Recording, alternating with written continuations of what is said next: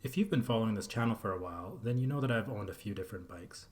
On this channel, if you go back far enough, you can see that I've owned two different Meta hardtails, two YT Capras, one from each generation, including the new one, and now the new Meta AM.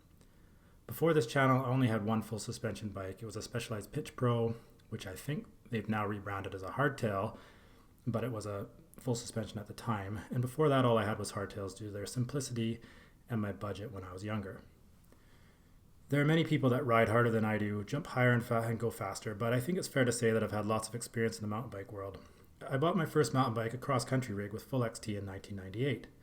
To give you an idea of how long ago that was, the bike I got was a 97 model with cantilever brakes, and at the time, Shimano's parallel V brakes were all the rage, or something with the Avid speed dial to moderate leverage in the cable. These days, it's almost hard to find something without disc brakes and a one-by drivetrain. And it's not only the parts that have come a long way, but the geometry has too. When I started out, I crashed almost every ride by going over the handlebars on a bike with a 71-degree head angle. 69-degree head angle back then was radically slack. The equipment is so good now that any comparison between two machines is difficult, because really they're both good. This is bikes now. You can drop a reasonable amount of cash, you can throw a dart at a list of manufacturers, and chances are your ride's going to be good. But there are differences, and some bikes are better suited to certain riding styles and preferences, and this is what this review is about. Two enduro bikes that both ride very confidently, but are different enough that it's worthwhile to consider these differences and you yourself as the rider. Keep in mind, both Capras that I've owned were the 27.5 wheeled version, and there are apparently difference between that and the 29er. Also, I'm aware that Pink Bike did a comparison between the 29er Capra and the older style Meta AM with a coil shock, and found the Meta AM to be plusher. I don't think that's a very apples to apples comparison, as the Capra was running air, and apparently the 29er Capra is a stiffer, less plush bike. But you can judge for yourself and look that review up if you're interested. I'm going to talk first about the downhill, because if you're looking at these bikes, that's mainly probably what you're interested in, the descending capabilities. I found the Capra to actually be the smoother of the two on the downhill, which I put down to the wheel path and the horse link, and maybe horse link versus single pivot, which is a linkage driven one.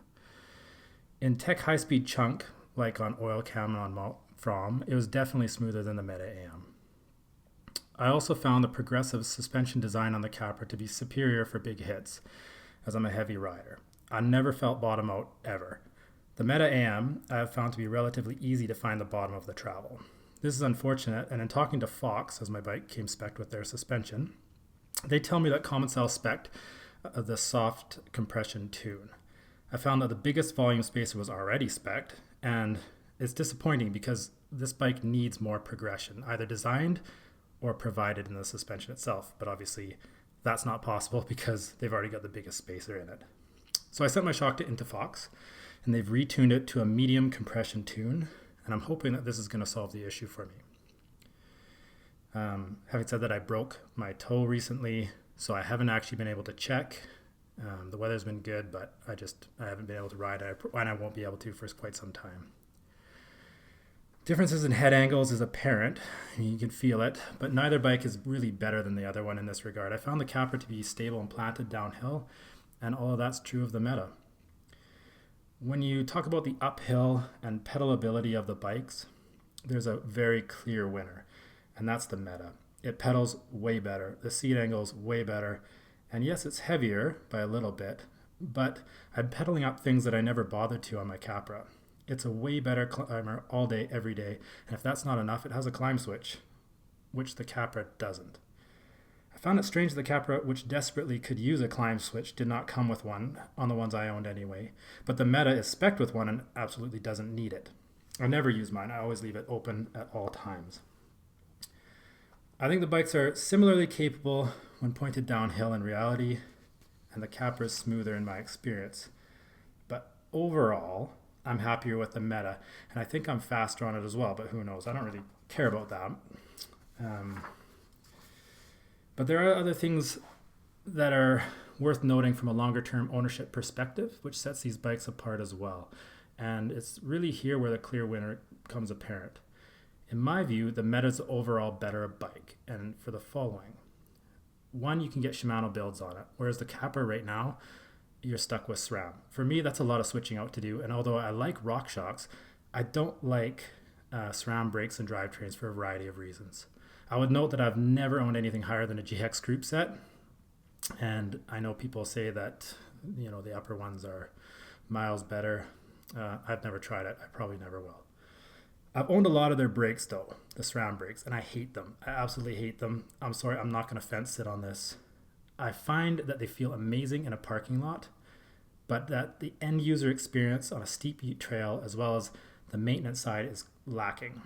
I don't want to start World War III, so keep in mind that this is just my opinion, and I understand if you feel differently. You're wrong, but I understand that. 2, moving to frames on each bike. The Meta's stiffer for sure. I had issues with the rear axle backing out of my Capra, and actually Pink Bike did in their review as well. I put that down to some flex in the frame. This is for the aluminum model only, and this may not apply to carbon. I wouldn't care either way because I'm not a fan of carbon. I can't ever see owning a carbon bike. I don't understand the appeal, and you won't convince me otherwise. The other minor thing is the Meta frames is made from 6066 versus the 6061 aluminum on the Capra. This probably doesn't matter, but as a material, the 6066 is a bit heavier and tougher, more ductile. I guess the reality is how the bike's made, tube size, and all the rest of that probably matter a lot more, and I'm sure they're both built quite well. But then there's also the bearing quality to talk about. I'm hoping that the EnduroMax bearings on the Commencal is better. I'm reasonably sure they are. On my Capra, I developed a creak in the second year of ownership, and while it's a maintenance issue and it's not serious, I don't really think they put high-end bearings in those pivots. I'm hoping to get longer service creak-free from my Meta. Another thing to note is the part spec on the Meta is just so good. I didn't have to even change the seat. On the Capra, the parts, especially on the new ones, are junk in my opinion, especially at the lower end. Given my preference for Shimano, I'm not even a fan of the past part spec on the Capras, because even when you could get a Shimano build on those, it was let down by a lot of the E13 parts, which were all pretty substandard in my opinion. And that's a lot of extra cost swapping things out like the dropper post to get a working bike, which I had to do. Finally, the geometry on the Meta is amazing. The Capra has good geometry, but in my opinion, it needs a steeper seat tube angle and also definitely a lockout switch. If it had those things, I think it would climb just fine.